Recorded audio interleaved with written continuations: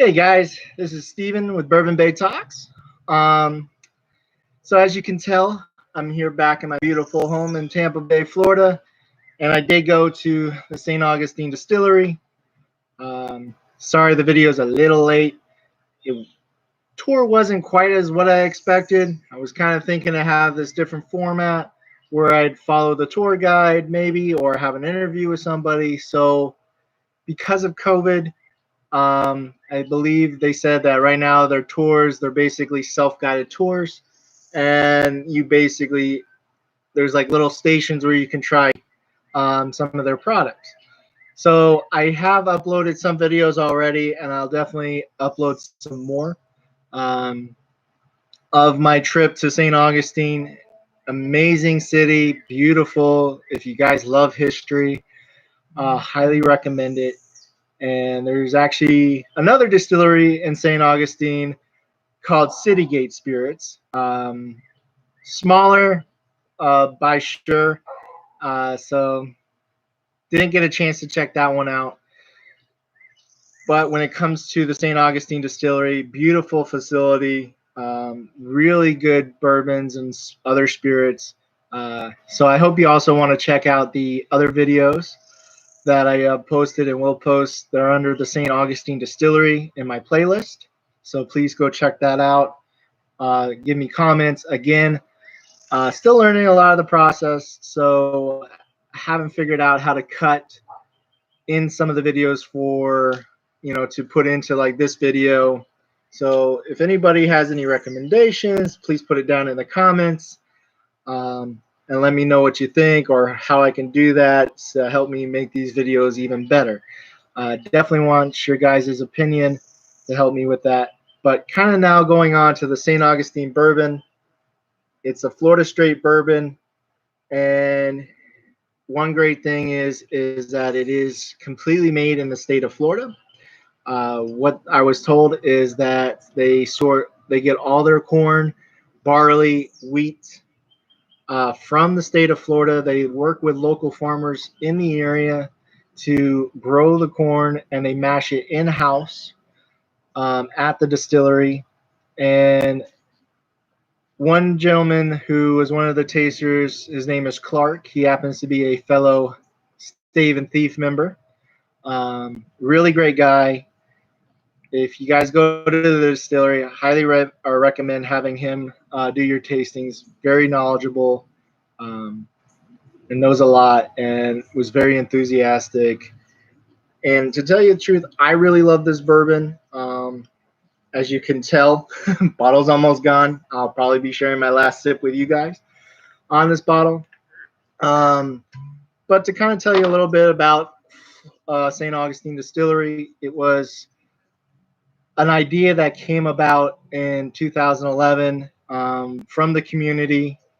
Some of the families in the community wanted to save the ice house, which is the first ice house in the state of Florida. It's the oldest ice house that was still left in the city, and especially considering that St. Augustine is the oldest city in North America, is where the Spanish came back in 1563 and landed on the coast of Florida and started the colony of St. Augustine. By Ponce de Leon discovered it, and then I can never say the guy's name. I think Vera Salencia was the gentleman who actually colonized St. Augustine for the king and queen of Spain. But now kind of fast forwarding a good 500-600 years into the future. So back in 2011, the community and some of the major families within St. Augustine, to try to save the ice house, came up with this idea to start a distillery, and they purchased the ice house, and they brought in some world-renowned distillers that helped them to basically develop the St. Augustine Distillery and develop some pretty awesome spirits that are all Florida-based. They work with the farmers in the area to get their grains, to get the botanicals, the spices that they need for the different products that they make. And they make not just bourbons, but they make rum, gin, vodka, and you can find them in many of your retailers um, around the state and around the country. So, and the distillery was established finally in 2013. It's family and operated owned. They get, like I keep saying, they get all their product. They don't source any of their bourbon. They make it all in house. Um, and their mash bill for the Florida Straight Bourbon is 60% Florida corn, about 22% barley, and 18% Florida wheat. They have no rye in it, and it actually you can definitely tell for sure as we pour a glass. And I invite you guys, as always, to join me for a nice glass of bourbon. And again, please always put down in the comments what you guys are having so I can see, and maybe eventually we can talk about those bourbons or those cocktails. But yeah, now getting back. So cheers, salud. And right off the bat, you definitely kind of get a nice little orange smell to it, which that barley kind of adds a more of a dry fruit or that fruit note to it. And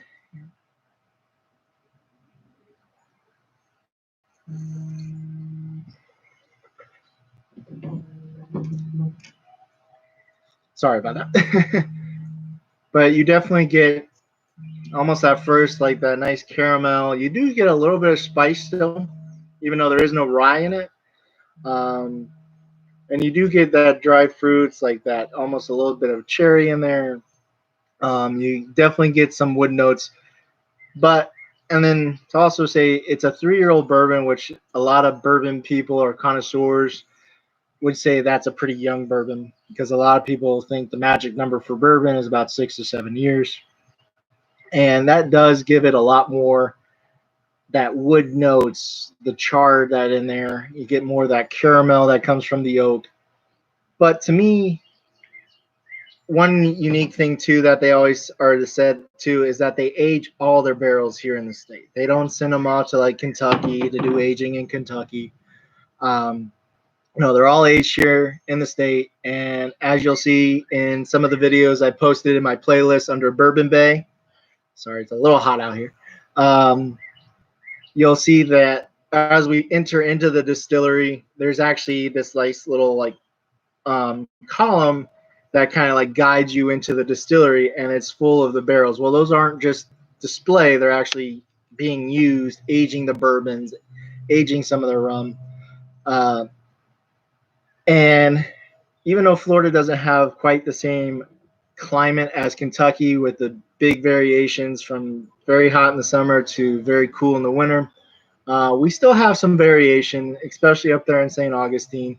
It doesn't happen as often, but you still do get temperatures that go down into the 30s and 40s, and you definitely get pretty hot up there. So sometimes it kind of even ages it a little bit faster. And they are doing experimentations too with some older bourbons, such as a 6-year bourbon, which they call right now as their Saint. That is their highest price bourbon. This batch they only made 300 bottles of it. They're almost gone, and they are doing also some like private label as well. Like when I was there, they actually do this little thing, which is really cool, where you can purchase. It's about $150. You go, you get to actually pour your own single barrel bottle. And this one was 112 proof. I think they said the next one that they were putting on is going to be about 118 proof. And you get to pour it into the bottle, into something like this, and then they wrap it up for you. I think they even etch in your name or they label it for you.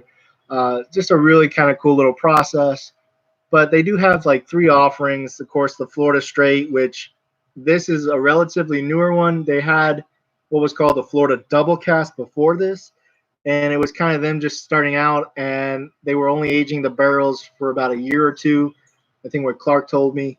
And then after that, they would pour it out, and then they would put it back into another barrel and age it for another 6 months to a year, which that process is actually called double casting. to kind of give it a more traditional bourbon flavor. And then I think once they kind of realized, like, hey, we can age it for a little bit longer, that's when they started doing the 3 years. And like I said, they're working on doing more 6-year bourbons, and they even have another one called the port cast, which is they actually get the port barrels from San Sebastian Winery, which is right down the street. Like you could seriously just walk and you'd be there in 5 minutes. And they get the barrels from them and they age it for about 6 months to a year, and it definitely adds a really nice little character and a little bit more sweetness to it. Yeah, the Florida Straight retails for about, I want to say about $46. So not too expensive for a bourbon, but definitely a very good bourbon. And some of the people I met there at the St. Augustine Distillery were very nice, very knowledgeable of each of the products and different recipes you could add it into. And just a very good experience. I can definitely see why TripAdvisor named it one of the top whiskey tours in the country, because they are very knowledgeable. They're very friendly people. And of course, you're in a beautiful city of St. Augustine, said the oldest city. If you're a huge history buff, definitely go and visit. Because if you want to see some of the oldest sites in America, that is definitely one of the places to go. So, but yeah, I mean, and of course, yeah, I'm wearing my St. Augustine swag. Trust me, they didn't give it to me. I bought it. But hey, who knows? Maybe eventually I'll get sponsored. But again, check out the videos. I'm going to upload about 2 other videos. Again, they're going to be labeled under the St. Augustine Distillery. So you can kind of check out my trip, my experience, and hopefully it inspires you guys to go and support a great Florida distillery that basically, yeah, they do everything in the state of Florida. Some of the barrels are aged at the distillery, and then I think they have a warehouse offsite, but it's not that far. I mean, the owners and the master distillers go there pretty much every day to check up on the barrels. So I think they said, yeah, it's not too far outside of St. Augustine is where they have their major warehouse where they're aging all the barrels. So if you want to enjoy a truly Florida spirit, definitely check out St. Augustine. It's a very good, and I can only expect better things to come.